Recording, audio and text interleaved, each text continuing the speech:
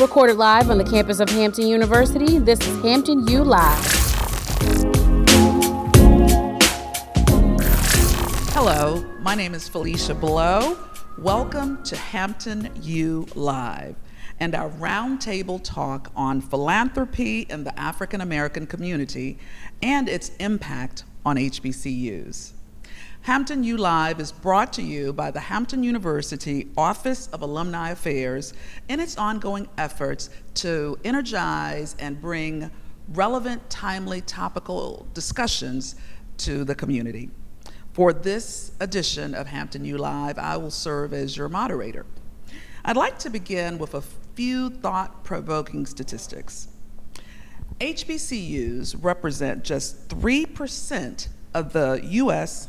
higher education landscape, but they educate nearly 1/3 of all African Americans who pursue a college degree. HBCUs have educated 80% of all Black judges, 50% of all Black lawyers, 21% of all Black business school graduates got their starts at an HBCU, and 25% of all Black science, engineering, math, and technology graduates come out of an HBCU.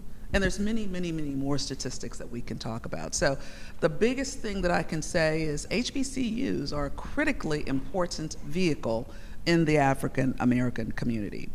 We're going to have a very lively conversation on Black philanthropy with our esteemed panelists, and they include Tom Hasty, Town Bank Senior Executive Vice President and a Hampton University, or should I say Institute, alum.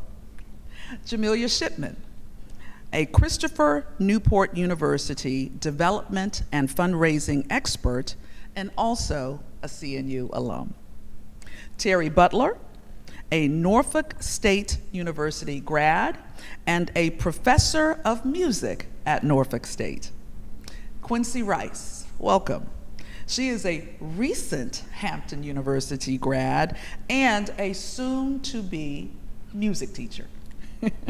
And we also have Leon Cole from Jackson State University, and we all have to be scared of him because he is a professor of physics, and he knows the Pythagorean theorem, and he's a professor at Christopher Newport University. Welcome, all of you. I'm very excited about this conversation. Black philanthropy is something that you don't hear all that much about, so I'm interested in you all's perspective. We're going to start with you.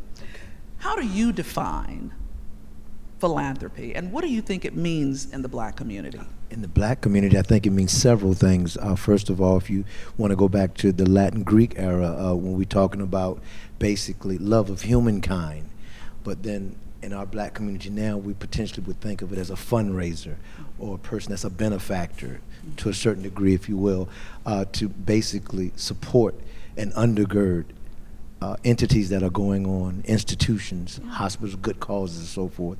And I think sometimes the meaning of philanthropy gets confused in its travels. I'm curious about that. I'm already going to pick up. You say the meaning gets confused. Yes. Can you expound on that? What do you mean? Just again, going back to the original meaning, love of humankind, through going beyond the call of duty, to give of oneself as a sacrifice.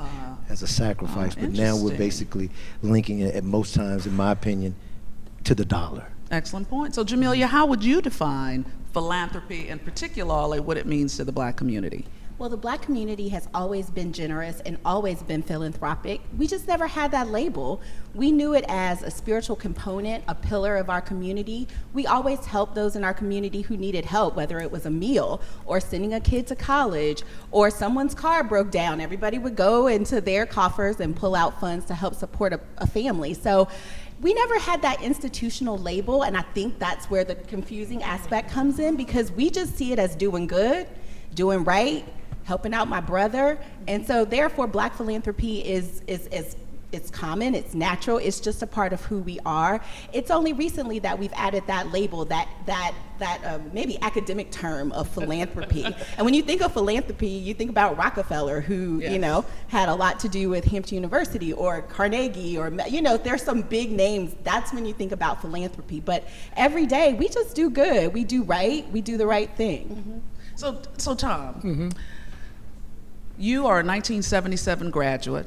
You gave that date to me, so I hope it's okay that I share it. I was 14 when I graduated. I love it. But I am interested and intrigued by this kind of progression and understanding of the word philanthropy, and especially as it relates to the church. Yeah. Can you give some more Yeah, insight? I guess I have a slightly different definition for philanthropy. I think as black folks, we all learn to give in the church. But I see a difference between giving and philanthropy. Giving doesn't necessarily hurt. Philanthropy is going to leave a mark. Philanthropy is generous gifts. So when I think about philanthropy, I'm thinking about large gifts that are making a statement. I think we all find it easy. I mean, we all grew up in the church where the plate came down the row and everybody threw in $1. I mean, your kid, you threw in 50 cents. Well, it depends on how you learned. Now, I guess once I got to about 10 or 11 years old, I was getting an allowance. And the folks stopped giving me money to put in the plate at church. I had to put in some of my allowance. So I guess I was being philanthropic then, because that hurt. But it's sort of where that giving does not become a barrier because we learn to give that way. I think that really is a difference between us and the majority community, because they don't necessarily grow up that way, but they tend to grow up thinking philanthropically more so than we do. Interesting point of view. So I want to pivot because we have a new grad, a young alum of Hampton University. And one of the things I can tell you from personal experience, growing up, we didn't hear about the importance of giving, the importance of giving back, and even use of the word philanthropy, as you alluded to, Jamelia. So Quincy, I'm curious, how do you and your generation and millennials, Gen Z, think about philanthropy and giving back? I don't think we think of it in that word. Oh, okay. I completely agree that it's just recently that we put that title on the word. To be honest, the first time I heard the word philanthropy, and this might be funny to some, but the first time I heard it was on a movie. It was actually in the movie House Bunny, because they talked about how they had to go give money towards their philanthropy. And I might have been in the 10th grade when I saw this, and that was the first time I really heard about it. But I was raised in church. So I always knew, you give, and that's what you do. Now, I'm a very giving person, so naturally, I also believe in giving as giving of your time, giving of your talents, and giving of your resources, yes, if you have them.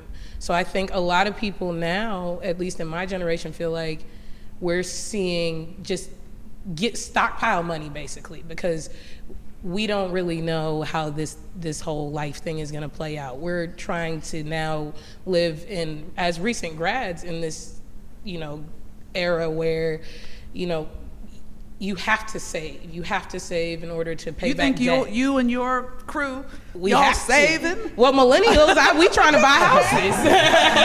Okay. And I will say that I can't speak for Gen Z because I'm a millennial. But I know millennials are trying to buy houses. One of the things we were fighting for was pay our student loans off, because what are we going to do as a generation? We are going to invest in things like houses and things that actually do appreciate. I know a lot of my friends want to invest in houses and things that are going to appreciate. And I think that there's a lot of people in Gen Z that don't know that as well, because we're also seeing spend. Yeah, and exactly. if I don't see where the investment is going, if I can't actively see where my money is going, if I can't tangibly feel it, a lot of people shy away from trying to give. Well, I think it's incumbent upon us to help folks understand what philanthropy is, because you may never see the impact of your gift, but you know that it helps. So, Leon, I want to ask you a question. Sure. You work at Christopher Newport. That's correct. You went to Jackson State University. That's correct too. Do you have a sense of the difference in perspective of Black philanthropy and giving and white philanthropy and giving? I had to go back to something that Terry and Tom said about philanthropy before I address the question. Philanthropy is love. And the definition of philanthropy is you give to a cause. And you give to a cause because you believe in that cause. Like I may give to the March of Dimes, or I may give to the American Heart Foundation. And the reason why I give to it is because it meant something to me, or it helped my family member, or that association organization helped my family member at one point in time. Okay. And so when I think about the giving with historically Black colleges, most will give back because of an experience, or they really realize the value that they got from the university. And, to be open and honest, sometimes because of the fact that we had a bad experience at a college or our university or our alma maters, we will not give back to that university. So what I noticed at a Christopher Newport University, or even some of our predominantly white universities, is that they create a culture of giving. And that culture of giving is not just after they graduate. The culture of giving is while they are there. And I feel like at our HBCUs, we try to create that culture of giving after they have graduated. And I think that is one of the main differences in the philanthropic, givings between those who give at a HBCU and those who give at a predominantly white university. I agree. When you come in, and now it's a long time ago when I attended Hampton, but there was a basic course we took our freshman year. I can't remember what we called it, but I've always thought, and I've got other Hampton alums, one of whom is a financial planner, and he says he doesn't know why there's not, as you go out your junior year and senior year, that you get required course in giving and financial management or personal finance. It doesn't need to be a three credit course, but it needs to be a required course. And in that course, you can start planting the seeds about, you need to return funds to this school, and this is why. And that's how you move people from church giving or just giving to philanthropy. When I first came out of Hampton, I was giving to Hampton, but I didn't understand really how I was giving to Hampton, because I was a football player. So I joined the Booster Club. Well, I was giving to Hampton, but that's not why I did it. I was a football player, and I wanted to join the Booster Club. Then as I matured, I understood that these things all go together. So then when I go back to my employer, and I look at the things that the school may need, then I say, well, here's something that the company ought to give to. And that's when you start leveraging that education you got at Hampton and say, okay, well, I'm getting close to the C-suite. Now it's time to start asking for things that have commas in them and maybe two. But you can't be afraid to do that. But the kind of graduates we have coming out of Hampton, we ought to be asking that question. That's right. And preparing our graduates to do that. That's right. But we have to remember that a lot of HBCU grads are still first generation college graduates. And so the wealth that is accumulated for many PWIs where, they're getting accepted because dad and mom are, been donors for 5 years. And so it's expected that you're going to be a legacy. And I know people probably wouldn't necessarily put that in writing, but that's also a factor in HBCU giving, is that a lot of us are just trying to stay in school. And so the thought of, giving is so foreign, because then you're trying to establish your career. And what does it mean to, go after a career? You have to look the part. You have to, find the place to live and the transportation. So that sometimes limits perspective, I think, but as you're saying, there's no reason that we shouldn't begin those conversations. At CNU, people start giving, students are encouraged to start giving their sophomore, junior, senior years with homecoming. The senior class gift has been a huge success. Every year there are hundreds of thousands of dollars that are left. Parents are often solicited for giving. So it just kind of, it is such a multi-tiered approach to giving for PWIs. But can I push back on something a little bit? And I really want some responses to this. So, not sure if you know, on average, Black people give more of their disposable income to church than do the majority community. So when I hear people say they don't have it, I don't believe it. So one of the things, I want to come back to this culture of giving. If I have $50 and I give a portion to the church, and I really believe that the institution that I went to made it possible for me to get a job that pays me X number of dollars, I believe, in addition to your church tithe, you ought to give some to your school. That's what I believe. And personally, Jamelia, it's not coming after you per se, but I'm saying I want to challenge that paradigm. I want to challenge that point of view that because you're a first generation student, you may not have the means, your parents don't have the means.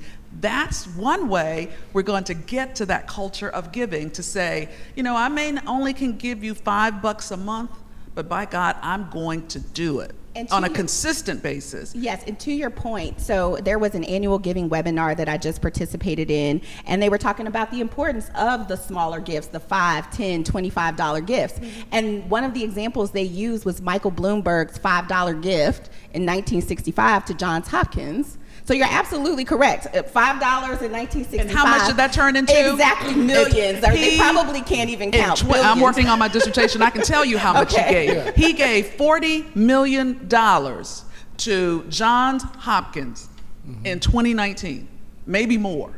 So yes, I think to your point, Leon, the culture of giving has got to be something that we deal with head on. But when you talk about a culture of giving, it's different than a culture of giving a certain amount.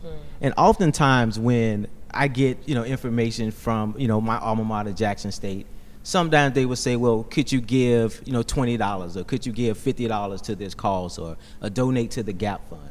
And I don't have a problem with giving or contributing. But when we think about philanthropy, it has to be that philanthropic spirit of giving. You have to create that by not just an amount, but just for the fact that you give. And so the culture of giving that I refer to is, I just want you to give.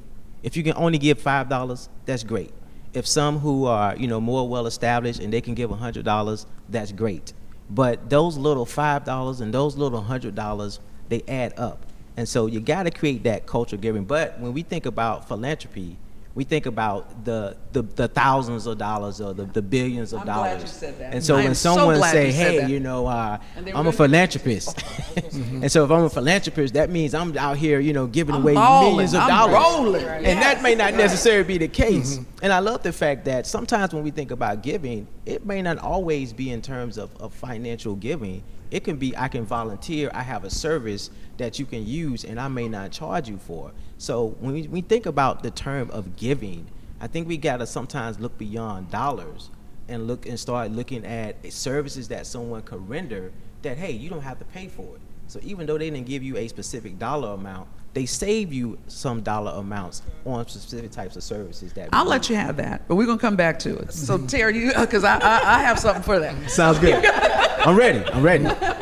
Well, just to interject what Leon and Tom was saying, basically, though, I think when we're talking about the African American giver, though, we're like Leon, Tom was saying about church. We may be in church every week. We have a resource. We have a way to actually feel what we're giving.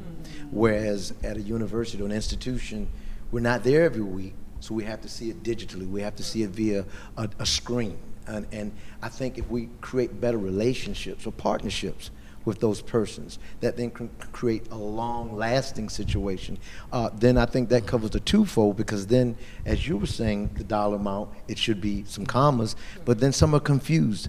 I can't give $5,000. I can only give $5 today, but maybe $300 next week. And then, so therefore, if it's a relationship, like a pledge over a long period of time, then if it's understood that we can do it that way, or more can do it that way, I think we would get more if it's somewhat defined. better defined. And so, Quincy? Well, the funny thing is, I think it was my junior year, it was Day of Giving here at Hampton, and we were trying to recruit some band members to actually man the phones for it. And the running joke was that I was getting ready to graduate and I should start giving back. So everybody started calling my phone. So I was like, okay, y'all know I ain't got no job, I ain't got nothing. But, however, you said this is directly going to the band, right?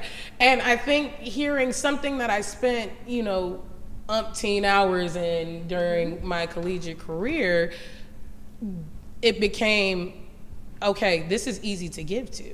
Now, I will be honest with you. After that, I met with the director of Alumni Affairs, and I said, "Nah, I ain't got no money for real, but I'm gonna give you this 10 cents." And so, listen, this is where it becomes interesting. And I said, I gave her the 10 cents, and I said, "I have a plan." And she said, "What do you mean?"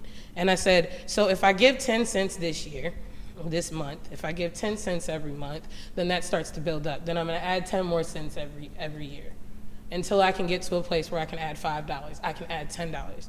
But it became real for me because I had 10 cents. And I knew that this program gave back to me and I can give 10 cents. And yes, I am still giving. I'm up to 25 cents, y'all. But it's something that I know for a fact I can give back. It doesn't hurt my pockets. I've been in positions where I've had $0, but I do know that somebody somewhere, and you dig in a couch somewhere, you can find 25 cents because that's the commitment that I gave. And so you hear that if you have some type of even a small commitment, and I appreciate that you guys brought up small gifts because I honestly forgot because I've just been doing this, and I started in 2017. And so I think if you start thinking of it that way and we propose it that way to the younger generation, they don't feel like they have to, even $5 for some people is too much. They can't, but they want to do something, and you don't want to push those people to the side either. And that's the culture that you want to create. Yeah, it's not about how much. She brought tears to my eyes. It's not about how much you can give, but at the same time, and I think what needs to be highlighted, oftentimes our respective universities only want to highlight those big donors. Mm-hmm. They won't tell a story like I had a student that come in and started giving 10 cents. And then next year they gave 20 cents That's a hell of a story. Monthly basis. Those are the types of stories that create that culture of giving. Because if you can give 10 cents, I know I can give 10 cents. Right. I can look around the house and maybe I can scrap up 50 cents. Mm-hmm. I'm 5 months ahead. I want to ask her something. What is it about the experience that made you want to do that? When you knew you didn't have it, but you said, you know what, I am going to give back. What was it? It goes back to the church, honestly, because my parents always instilled in me that if you do for others, it does come back, and not in the ways that you think it comes back. So a perfect example, I've been doing that for the university, and Dr. Jones, I really didn't have it to go with them to France. I'm gonna be honest with you. I mean, Italy. I wanted to go to France, but to go to Italy. And he said, just keep working and just keep going. And just so having that memory of just somebody who instilled something in you, it makes you want to do it for somebody else. And so it makes you want to get to the point where you can do it for someone else. That's right. And so I think having my parents instill that in me and me seeing them do it when they didn't have it sometimes, and then growing into that, it kind of helps. So even though some people don't have that, I want to be that for somebody else. Well, so I want to pivot real quick. So we have Norfolk State in the house, we have Hampton in the house, and we have Jackson State in the house, along with CNU. Why don't our HBCU alum give? Tom has his hand up. I think that our HBCUs don't sell themselves to the students while they're here and how important it is to give. They turn it in, you hear, Hampton does a little bit better job than some others, but you just go to school, you go to class, you graduate, and you go home. Well, best 4 years of my life, almost killed me. But 1973. It was that groove I grew. 1973 to 1977, if I could do it all over again, I would. But, it's Hampton meant something to me. It became part of my fiber. When I hit this campus, I almost feel like it's 1977 again till that arthritis kicks in. In fact, a couple of years ago at homecoming, they brought all the football players back, and we all came out of the chute. Oh, Lord. And I was like, good Lord, I forgot how far 100 yards was. But I think that you got to have a reason to give. Yeah. Like when I go out and raise funds for nonprofits, I've got an elevator speech. So I can get you in 2 or 3 minutes. I can tell you why it's important for you to give. I'm also going to research you and find out what kind of things you like to give to before I get you on that elevator and give you that spiel. Well, I think we need to do a better job. At one time, I was treasurer of the National Hampton Alumni Association. Okay.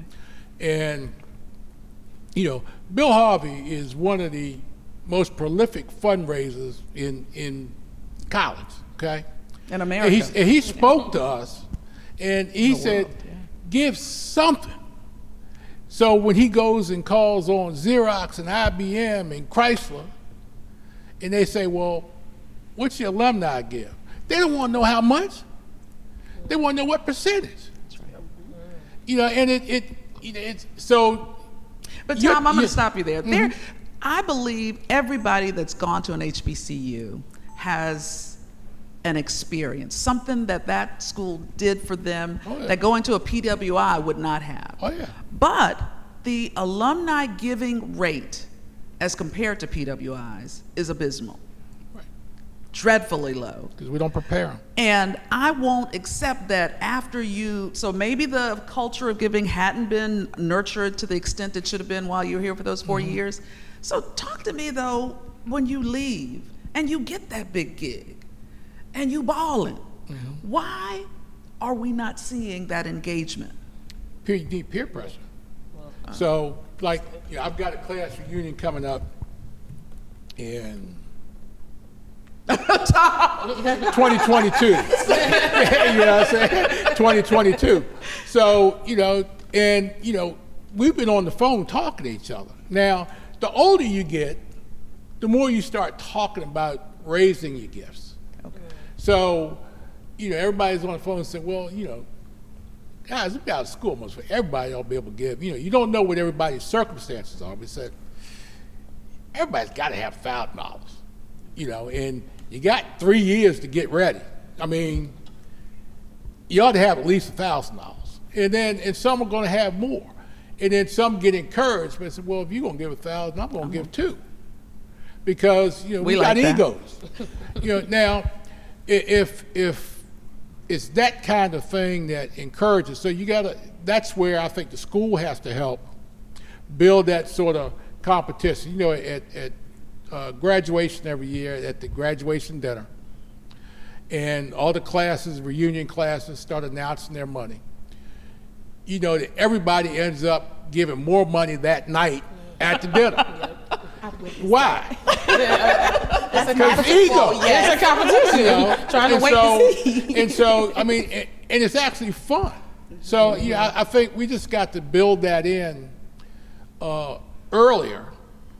And, good idea might be if you're a junior and say, hey, how about starting with $1 a month now while you're here? Because Hampton folks, not many poor students going here. I have 2. Yeah. So yes, I guess instead of saying poor, I should have said po. Po. Because there's a difference. So they got $1, and I think that's the thing. And once you build it, then it gets to be easier to give another $1 next year. Just like she was saying, it just makes sense. But that's passion, though, to give 10 cents, though. What do you mean? So from a practitioner perspective, to hear Quincy's story, You think, okay, so her alumni affairs director will stay in touch with her. They will build relationships with her. And as her income grows, as her wealth grows, she will remember that you valued my small donation, and then you treated me with respect, and I felt like this was such a great, fun thing for me, so I kept giving. And then when she becomes that teacher and opens up her music school and it's grossing $1 million a year, she's gonna remember that. And that's what we've got to do. We have got to build those relationships with each and every person, to your point. And then once you do that, then we have to talk about the vehicles of giving. So yes, African Americans do have wealth, because I feel bad. You're like, I'm not gonna accept your no money comment. I'm not saying that. I'm never going back to saying that. But what I am saying is there are many vehicles for giving when you start thinking about planned giving and estate giving. So maybe Quincy will never have $100,000 in her lifetime, right? Put that on her. Well, Do not put that on her. In cash to give away, all right, Quincy, because Quincy's school is running. She's got a family. Okay. But in Quincy's will, her life insurance policy, 10% of that could be designated Now to we Hampton getting there. University. Now we And talking. that's what we've got to do. Those are the conversations we need to have with African Americans about And giving. it helps to see it. And To actually see it. Yeah, and I also want to say, And then we're gonna come to you, T. we create this culture giving with the students, but the Alumni Association, and like Tom said, there are so many different ways to give. I was in science, so if the physics say, well, we are trying to raise funds to send kids to do summer programs, would you be willing to give? Oh, sure. I can remember when I was there, and an experience just comes to mind, like, well, yeah, they paid for me to go, to MIT and to Fermi Lab and to some of these, to Jefferson Lab.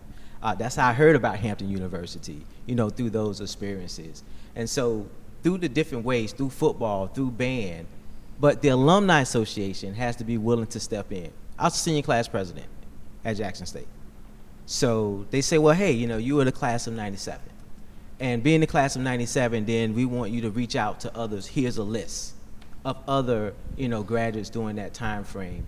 And could you gather the troops, if you will, or rally the troops in order to give? But we have to think of it as we're giving to a cause. I think Terry said it best. What am I giving these dollars to? Well, how did they answer the question? Where are they going to? Well, they would tell you they go to scholarships. Okay. You like that? Or they could tell you they could be going to various programs. Well, let us dictate where we want our funds to go to. Really? If this what was important to us in 97, Okay. then That's we want our interesting. funds to go to this particular one. And hey, in today's time, and not to get too far off topic, but in today's time, we're in a society where we're talking about, social injustice. Well, Okay. maybe we want to know what the university is doing as it relates to social injustice, and maybe this now what we want to raise our funds to.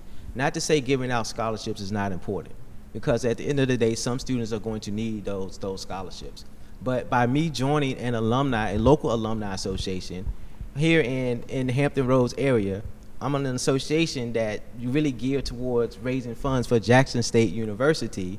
But nevertheless, we do feel it's important for us to make a contribution to the community that we're in.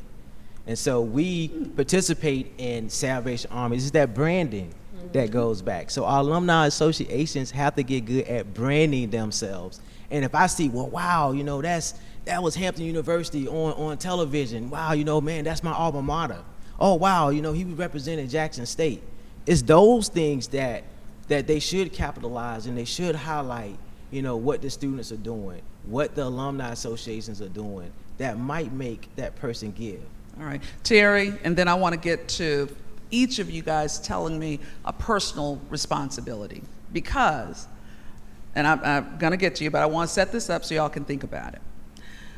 We've talked about what the university can do and what classes ought to be offered to cultivate this culture of giving, and how we should brand ourselves better. But I really believe we have to look ourselves in the mirror and start thinking about personal responsibility. So I want you all to think about, if you had something to do, if you had one thing that you could do, what would you do to inspire and enthuse folks about giving to their alma maters, their HBCU alma maters? But Terry? I think what I was going to interject is that, and can play into the question you just asked as well as the question before of the HBCU giver. I'm intrigued to understand or know, being a music major, I think I had one of the best experiences available to man, being in the Norfolk State University Marching Spartan Legion. Wow. Some of us may have a different point of view on that. And as well as them being a member of the Norfolk State University Concert Choir. And I was strong in both of those entities. We give you props. Thank you. Behold, green and gold. But what I'm saying is that, as she was saying, the passion from those two ensembles drove me throughout my tenure at the university. So therefore, I knew then, as it was defined when I did graduate, even with a master's, to say, this is what I want to give back to the band, the choir, the music department. So now I know exactly, as you're saying, where those dollars are going to, whereas at times I would like to know a science major, an English major, do they garner the same experience as that person that's in a band that's spending hours and hours out the day of the concert choir, hours throughout the week, bunch of performances versus just being in a class, if you understand what I'm saying. All right, that's excellent observation. You have to be touched in a way. Yes. And be inspired. But I do want to get back to the personal responsibility. Yes, there are things that institutions can do better. But like I said, Leon, I'm not going to let this panel off the hook, because as a fundraiser, my job at Hampton University involves major gift, endowment giving fundraising. And I can tell you through my research for this doctoral degree, the statistics between, I'll give you an example.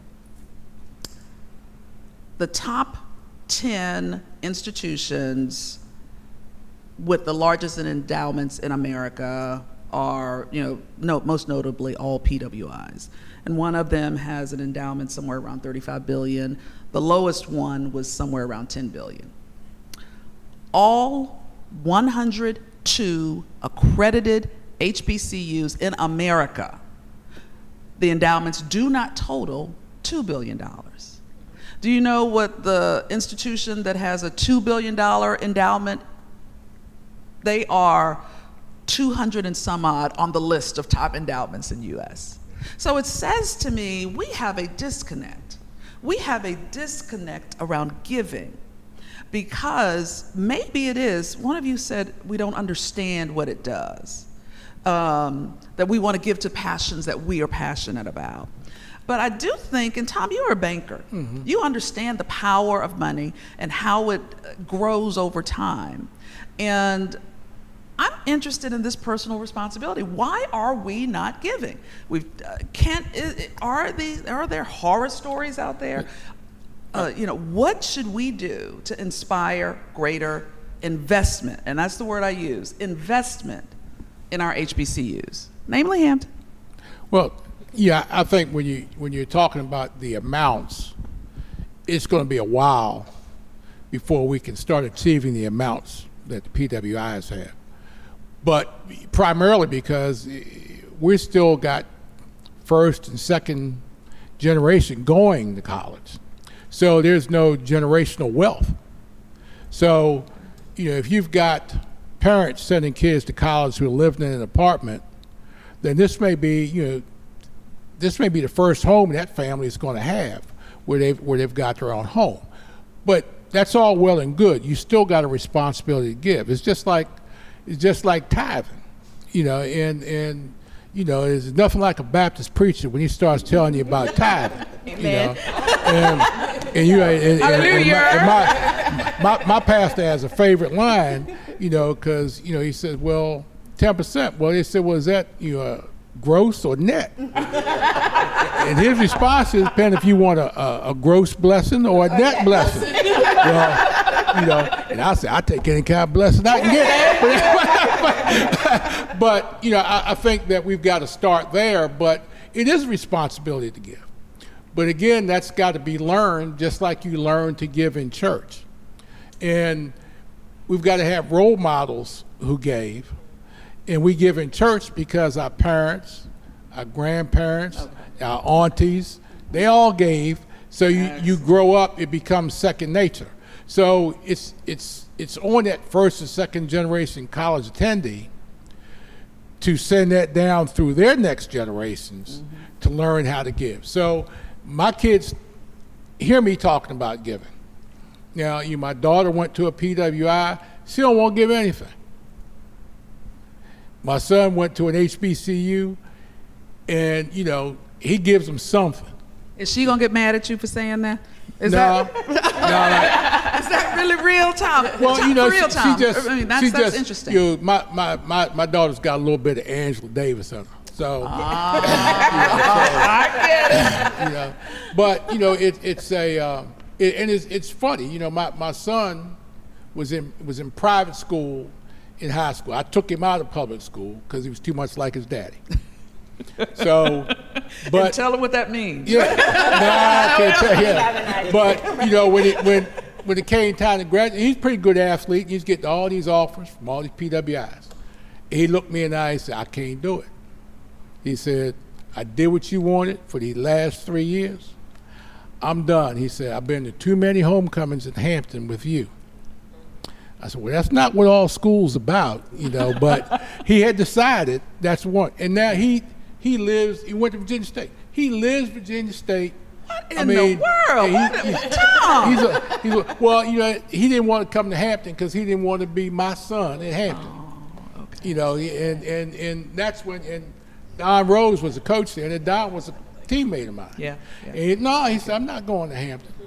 But, I think that's where you build that culture. So he gives because he sees me giving to Hampton, and he's tied to his school. He won't miss a homecoming. My daughter probably has never been back to VCU. Wow. So you just flipped the script on me a little bit that time. So Jamelia, you're in advancement development at CNU, and you also worked at an HBCU in advancement. What are the experiences like? How are they different?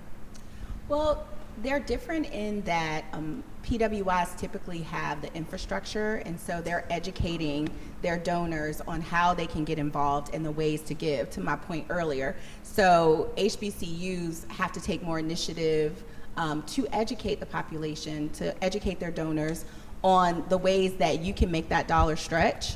There are just so many different vehicles, from insurances to charitable remainder trusts, very sophisticated ways of giving, but those are how the generational wealth is built and how these large gifts are being donated to organizations. But then you also have stories of the maid that was, I think, in Mississippi or so, who really made minimum wage all of her life and saved her money. And we all have grandmas that know how to save money and save the money and donate it. I can't remember to what institution. But I think one thing that, in preparation for this conversation, that really kind of stuck out to me was this cultural revolution that we're experiencing, particularly for our generation. It's a great time to be alive. It's a great time to be Black. And we have more money than we've ever had before. And so, just being able to donate through what's happening now to support various organizations. HBCUs should be our African-American cultural epicenters, our philanthropic epicenters. We have Black Philanthropy Month. That is a new awareness or a new initiative that's happening. I think it's just only a couple of years old, but Black philanthropy is happening. We're not raising enough awareness about the people and their stories and how they're giving. It is happening. We just don't know about it. And so I think the other part of it that might be revolutionary for HBCUs.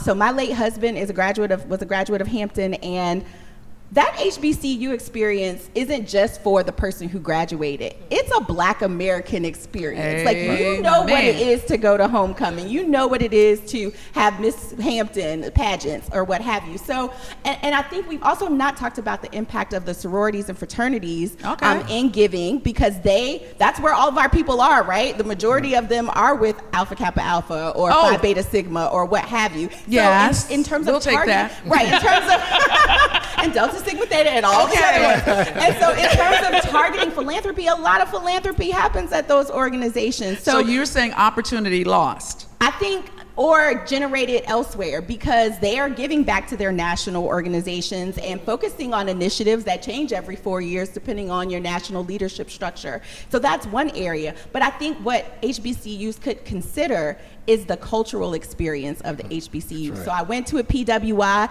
but my affinity, I'm a Black woman, like I care about HBCUs. And so that's where I was challenged to say, what HBCU am I supporting, even though I haven't gone to one, but I know Hampton, I love Hampton, I love a lot of people that went to Norfolk State, Virginia State, you know, I think that's a missed opportunity, in fact, is that people who didn't attend, can we get them into our universe? Because that's the beauty of higher ed giving, right? Is that you have a universe of people that will be your donors, and you don't have to go buy a list of people. You've got people that came and had this amazing experience.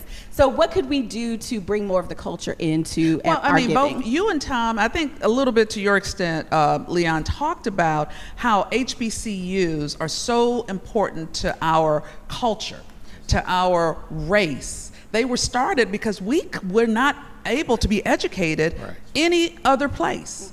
I can give you some history, like the Second Morrill Act that was brought about for land-grant institutions and all that kind of stuff, but I won't do that. But at any rate, honestly, I just could not agree more, Jamelia, that HBCUs represent something different, more than an academic institution. I just have to jump in, and this is a thought that is just, since you told me, I guess, your own personal experience, but you said something. Do I look at giving as being a fundraiser for the university, or do I look at it as being a philanthropic effort on my part? And I think we got to distinguish between the two. You said it best, a philanthropic month. That's different than a fundraiser. Hold on, Leon, let's stop there for a second. Okay. Explain what you mean by that, the difference between, in your mind's eye, philanthropy and fundraising, because we need both. You need both, but it's a mindset. Philanthropy means I'm giving to a cause. Fundraiser means I'm going out. The cause is your institution, though. But fundraiser means I'm going out and just collecting money. It's to me, it's a mindset. Like it's a mindset difference. Selling Katie beers. So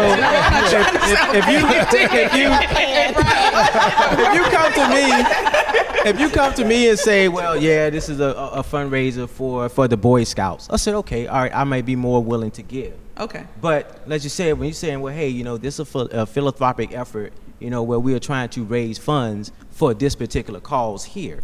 Because see, it's all about the cause. Well, the wording is what you're. And so I'm not a wordsmither, if you will. But when we talk about, I am. But words are important, and words play with the psychology of our thoughts. Okay. Yeah. So if I feel like I'm just giving money just to be giving it, I'm not going to give. I'm just giving funds just to be giving, or I'm giving funds to for a specific cause, and those two words could mean something different to different people. It's marketing. It's marketing. If you don't, and now I think assume people should understand it. Well, you get it. You can't assume. Can't assume. You just can't. So if especially when you talk about the person's dollar. Yeah. Right. So I look now in the last 2 or 3 weeks, some of the top basketball players in the country are talking about, I got just as much chance to make it to NBA out of these HBCUs. Well, Rick Mahorn did all right. Yes, he did. Did fine. Reggie Doss did fine. Don Rose did fine. I mean, they're guys that play here. Scott, we could go on. So Kylo Quinn is doing great. When we talk about, so you raised something, efforts, I'm getting ready to mess with you. But athletics need to be funded. So I give you a perfect example. Last week, Mr. Marshall and Jermaine called me. I'm a booster. I'm a member of Hampton Nation. They called just to check on me, see how I was doing, tell me what was going on. Well, you think I'm going to give again this year? Yeah. Heck yeah. So, but it's all about outreach. And if you call me. Do you think our athletes are giving back? As a controversial topic. No. And I'll tell you, some of our pro athletes don't give back. That's where. And that's why I told you, in case my bishop would see this, this is where I would have used the cuss word. Because they got free education, one of the best educations in the United States, and they won't give a dime back, particularly those. Now, I will tell you that when Don took over that role as assistant athletic director in trying to get funds in, that's when he started reaching out to the guys that came through our area to give back. That's what got Hampton Nation going.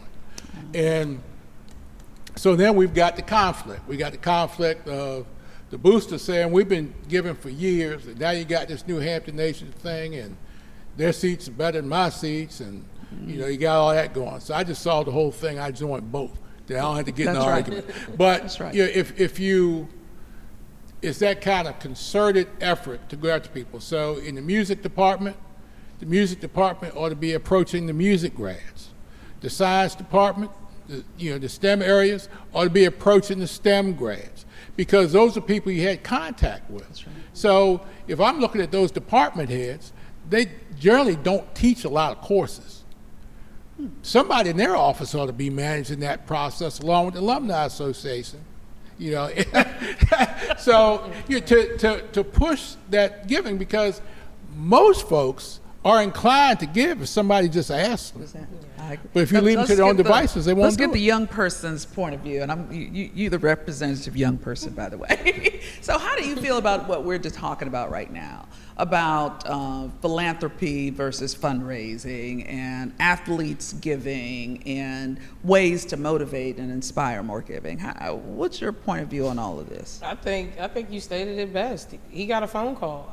A lot of the time, that's what it takes.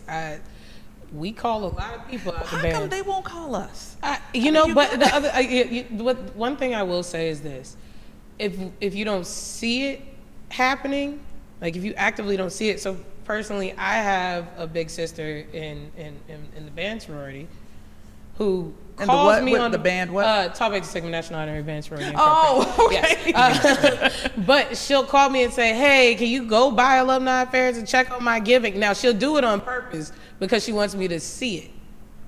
And see, and I've noticed she'll do it with other people, and the people that she's doing it with are those who are giving. So seeing an alum do it and actively engaging you in the process, starting during undergrad and before you graduate, that helps. So it does make it different. It differentiates between the fundraising and philanthropy, because now I'm consistently giving philanthropically. Now, however, there are different fundraisers that are happening, but I am consistently giving philanthropically on this side. That's a donation that doesn't get touched, and I think that's what people don't understand is once this is happening, don't touch that. Everything else is a fundraiser.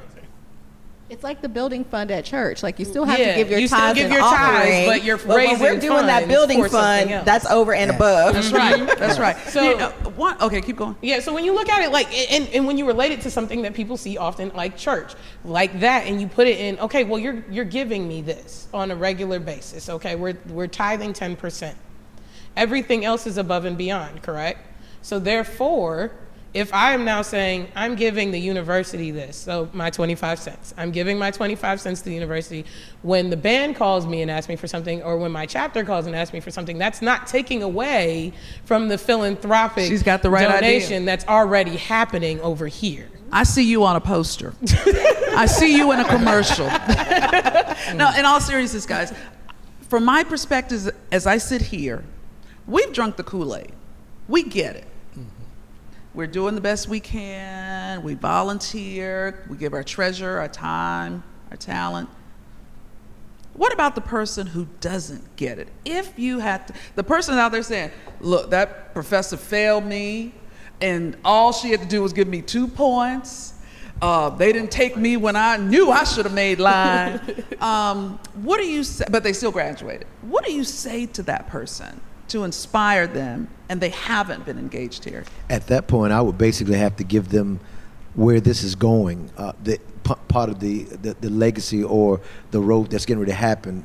What are you giving to, and what is it going to do? The vehicle that's going to happen for that person, supplying for them again, as we talked about the definition.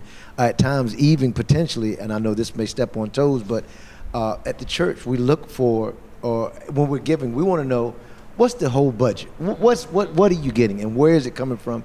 Then if I give you this, you think black people are more picky about that kind of thing? That's what I'm saying. We need to know. Why is that? We need to know. We need to know. I hate to say that. That money is maybe tight. y'all can edit that out or something. But it's something about you gave $25. We want to break down. And now you want to know what $5 went here. Well, but here's the thing: if you have a bad experience at McDonald's, Yeah. do you stop going to McDonald's? You do not. You will go back. You maybe we'll go to a different McDonald's. We go back when the ice cream machine is broken time after Every time, time. and we give grace to McDonald's, Yeah. but we can't give grace to our own institutions. So that would be my follow-up to that person, like, listen. Come on now. Come on now. We Right. have to do this. This is critical But because sometimes you have to be blunt yeah, you and do. just say, not about you. Yeah. It's about what's coming out of yeah. Who is it about? It's about the next student. There we go. You know, But I hate to interrupt. But then is there We want you to. is there a database? Yeah. No, I understand. Oh. Is there a database? So the 5 of us graduate from Terry Butler University, and then we go off. And then, do you have our information? Is there a way to actually get in touch with us? To then, as you said, the relationship, reaching out to establish and keep this relationship. We don't want to only reach out at the back to school fundraiser and homecoming annual giving campaign, and then that's it. Very well said. And that's a good point. You just can't just contact me when you want money. That's it. And like even here, being a part of the Jackson State University, the local alumni chapter, and we have a list of local alumni in the area. And I will reach out and say, well, hey, just come and just hang out with us. Just meet who we are. It's not about dudes. It's not about participating in our fundraisers. Just come and just meet us and just affiliate and associate with us. And hopefully the chapter is doing something that would make them want to be a part of what we're doing in the community, but maybe make them to reflect back. Because too many times we focus on the negative, that one That's what we thing, do. that one thing that happened. And that $25 that I got to find out what percentage went everywhere. That's right. So, Sarah, do you volunteer? Yes, I do. Are volunteer. you do you participate with fundraising outreach? I do participate in fundraising outreach, and I've even had, and what really brought me back to giving to my university was actually establishing a local chapter here. For about 10 years, I was out here. No one reached out to me. The nearest chapter was in D.C. I had a couple people reach out, but I thought at that point in time, well, I'm not going to D.C. to go to just a chapter meeting. But they seemed like they made it about coming to a meeting, not about, well, hey, just be active, just be involved, or even become a national member, to the alumni association. And so when we started investing in the person, and like you said, making them realize that, well, it ain't about your time when you were there. It's about this generation that's coming up, because we want them to be educated. We want them to have better opportunities than what we have had, and we want them to be the next leaders. So if I can get this young man or this young woman to get this mindset, they get to a point where I am sooner than I get there, and then they reach back to another young man or another young woman, then the cycle continues to repeat itself. And then you know what? Maybe we now get over this $2 billion mark. Thank you. Of all HBCUs. I'm glad you remembered that. So, Jamelia, I want to ask you a question. I happen to know that you have 2 beautiful young people at home. How do you describe philanthropy to them?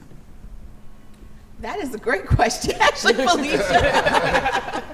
Well, certainly I demonstrate it through tithes and offering with our church. And when they have fundraisers at school, I explain to them why it's important, why you have to raise these funds. Your school budget doesn't necessarily provide all that you need in terms of your gym equipment, or if you all want new water fountains. And my daughter's school actually taught them about fundraising, and I kept trying to inch in there, and she didn't want my help, but she wanted to do it on her own. But they actually came up with a plan to figure out how to get more recyclable goods in the school. And so that's really, part of it is everyone has a more heightened awareness of it. But in our home, it just is natural. You give back and you give money. I have to be honest with you. I've been a fundraiser for, I guess, the last 10 to 15 years. Before that, I did a number of different things. I never had a conversation in my family about giving other than to the church. And I believe that's one of the barriers we have that we have to overcome. We got to help parents, when they're like this, explain what it's like, not just to your HBCU, but in life in general. We are just about ready to wrap up, but I would love to hear closing thoughts around giving in the African American community to HBCUs? Maybe 30-second, 45-second. This much I know is true. Basically, to define the role of what's happening with our actual gifts and provide that vehicle and that opportunity to give us a relationship with the persons that we're seeking versus just looking at them as a commodity or a dollar. Quincy? I would have to say understand the power of the black dollar and understand that it's very strong, and we have a lot of control over the way things move within our economy, and allow us to see what makes sense in terms of giving. Jamelia? Just simply to leave a legacy. That is what we really should be focused on, is just do what you can to support institutions that care about who you are at your core, because we are seeing that other institutions don't, and so we must keep these institutions alive. To the universities, brand yourself. And to us who are giving, realize that it's not about us. It's about the generation that comes after us. Awesome. And Tom, you Yeah. get the last word. Two things. One, I think you got to participate. You know, you sometimes you get drafted. If you know Joan Wickham, Joan drafted me into the National Alumni Association. You can't tell Joan no.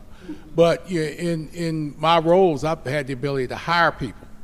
Well, when I see a resume come through and I look on that resume, I see an HBCU or I see Hampton University. Guess what?